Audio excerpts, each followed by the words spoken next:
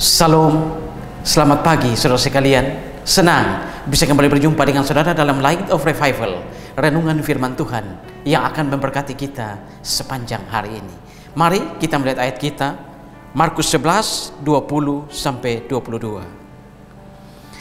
Pagi-pagi ketika Yesus dan murid-muridnya lewat, mereka melihat pohon ara tadi sudah kering sampai ke akar-akarnya. Maka teringatlah Petrus akan apa yang telah terjadi. Lalu ia berkata kepada Yesus, "Rabi, lihatlah, pohon ara yang kau kutuk itu sudah kering." Yesus menjawab mereka, "Percayalah kepada Allah." Pohon ara yang kering. Di dalam Alkitab ada begitu banyak perumpamaan. Dan perumpamaan di dalam Alkitab itu terbagi menjadi dua, yaitu perumpamaan yang dibicarakan atau spoken parable dan perumpamaan yang dilakukan atau action parable. Perumpamaan yang dibicarakan di dalam Alkitab sebagai salah satu contoh seperti cerita tentang orang Samaria yang baik hati. Ada seorang yang turun dari Yerusalem ke Yeriko, lalu dia mengalami perampokan, dia dirampok habis-habisan, dipukuli habis-habisan. Itu adalah contoh dari perumpamaan yang dibicarakan. Perumpamaan yang dibicarakan lain, misalnya anak yang hilang, dirham yang hilang, domba yang hilang. Itu adalah contoh dari spoken parable atau perumpamaan yang dibicarakan. Sedangkan yang kedua adalah perumpamaan yang dilakukan atau action parable. Salah satu contohnya adalah ketika Tuhan meminta hambanya untuk menikah dengan seorang perempuan sundal. Nah, hambanya melambangkan Tuhan, sedangkan perempuan sundal itu melambangkan Israel. Bagaimana Israel begitu dikasihi Allah, tetapi Israel kemudian menyembah Allah lain, berselingkuh kepada Allah lain, tetapi Allah tetap mengasihi mereka. Dan ayat yang kita baca tadi, kalau kita mundur beberapa pasal ke belakang, maka kita akan melihat bahwa sebelum sampai di ayat yang kita baca tadi ini, Yesus mengutuk pohon ara. Dan pagi-pagi ketika mereka lewat di ayat kita tadi, Petrus melihat bahwa pohon ara yang dikutuk itu sudah kering. Ini adalah contoh dari action parable atau perumpamaan yang dibicarakan.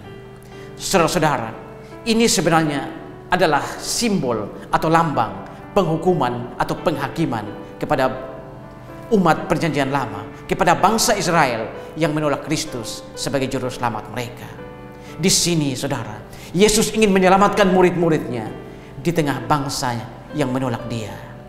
Yesus ingin menyelamatkan murid-muridnya sekalipun mereka berasal dari bangsa yang dikutuk. Saudara-saudara, percaya kepada Allah artinya berserah penuh, menyerahkan sepenuhnya hidup kita kepada Allah, percaya penuh kepada Dia dan tidak kepada yang lain. Dan saudara, ketika kita percaya penuh kepada Allah, maka kita memiliki hubungan, relasi yang intim dengan Allah. Dan ketika kita memiliki relasi yang intim dengan Allah, kita bisa meminta sesuatu kepada Dia, berdoa kepada Dia dengan benar.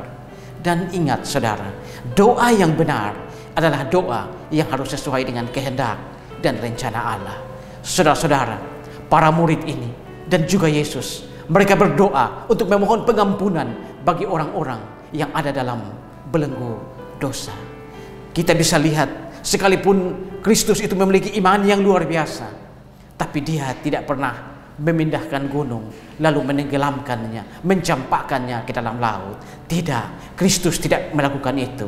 Tapi kita bisa melihat bahwa Kristus menenggelamkan gunung dosa manusia ke dalam lautan kasih karunia-Nya.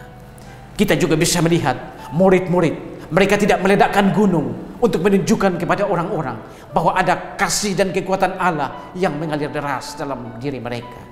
Tidak, saudara. Tapi para murid ini, mereka melakukan ledakan penginjilan, memberitakan tentang kasih karunia Allah kepada manusia, kepada bangsa mereka yang dikutuk. Dan bahkan mereka memberitakan memenuhi seluruh wilayah Mediterania sampai ke ujung-ujung bumi, memberitakan tentang kasih dan pengampunan Allah di dalam Yesus Kristus. Dan saudara-saudara, kita sebagai orang percaya, kita juga harus meniru apa yang dilakukan oleh Yesus Kristus dan murid-muridnya. Pagi ini saudara, teladan dari Yesus dan murid-muridnya juga harus menjadi teladan kita. Kita juga harus berdoa kepada Allah, memohon pengampunan bagi orang-orang yang ada dalam belenggu dosa, dan tidak boleh berhenti sampai di situ. Tetapi setelah kita berdoa, memohon kepada Allah untuk mengampuni orang-orang yang ada dalam belenggu dosa, kita juga harus melakukan ledakan penginjilan kepada orang-orang yang belum mendengar tentang Injil Yesus Kristus, belum mendengar tentang Mesias yang datang untuk menebus dosa mereka. Kita harus memberitakan Injil kepada orang-orang yang ada dalam belenggu dosa, yang ada dalam gunung dosa, agar mereka bisa keluar dari gunung dosa itu, percaya kepada Yesus Kristus, mengalami kasih karunia, dan menerima pengampunan dari Allah Bapa. Amin. Tuhan, terima kasih untuk firman. Kami belajar pagi ini dari pohon ara yang dikutuk, bagaimana ini adalah simbol dari penghukuman bagi bangsa perjanjian lama. Tapi murid-murid kemudian memberitakan Injil kepada bangsanya. Kami juga yang hidup pada zaman ini, ada begitu banyak orang ada dalam belenggu dosa, gunung dosa. Biarlah kami juga belajar dari Yesus dan murid-murid, bagaimana kami melakukan ledakan penginjilan kepada orang-orang yang ada dalam belenggu dosa, ada dalam gunung dosa, agar mereka pun beroleh kebebasan dan karunia Allah. Terima kasih Tuhan, dimuliakanlah Engkau di atas firman-Mu. Amin. Saudara, jadikanlah firman Tuhan sebagai pelita dan terang di sepanjang jalan hidup kita. Tuhan memberkati kita semua.